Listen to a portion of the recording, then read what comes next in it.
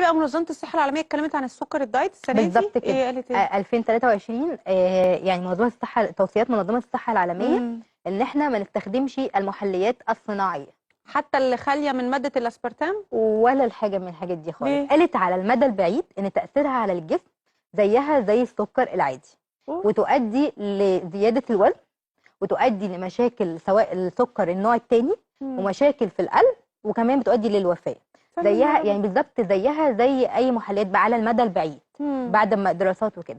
وخدوا ده بلا استثناء في اي نوع من انواع المحليات الصناعيه، يعني اي نوع وتفر بقى اللي خالي من الاسبرتام مش خالي من الاسبرتام، اللي هو السكر اللي هو الفركتوز، وتفر اي نوع من انواع المحليات الصناعيه. طب اللي مش عايز يستخدم سكر يستخدم عسل طبيعي، عسل نحل مثلا؟ لا، ما هو ثانيه واحده بس، هي في بوينت مهمه هنا قوي، واستثنوا من التوصيات دي مرضى السكر النوع الثاني، علشان هو ده البديل الوحيد اللي هم يستخدموا. وقالوا برضو في التوصيات ان الافضل ان الواحد بدري يكات اوف السكر، يعني من بدري وهو صغير يحاول يتعود ان هو ما ياخدش سكر، وياخدها من الفاكهه او ياخدها من الحاجات الطبيعيه، ما يبقاش من الحاجات. العسل الابيض ما جابوش سيرته الصراحه في التوصيات، بس احنا لو اخدنا معلقه عسل ابيض يوميا مش هيجرى حاجه، فاهماني؟ بس يكون صحي ما فيش مشكله، بس مش كل ما اجي احلي كوبايه شاي او كوبايه قهوه او احط عليها عسل. تمام. يبقى هو الواحد لو اتعود على طعم الحاجه ساده يبقى طعمها جميل وبيتعود عليها بالظبط كده. هي الفكره يعني هم ما قالوش روحوا خدوا مثلا من توصيات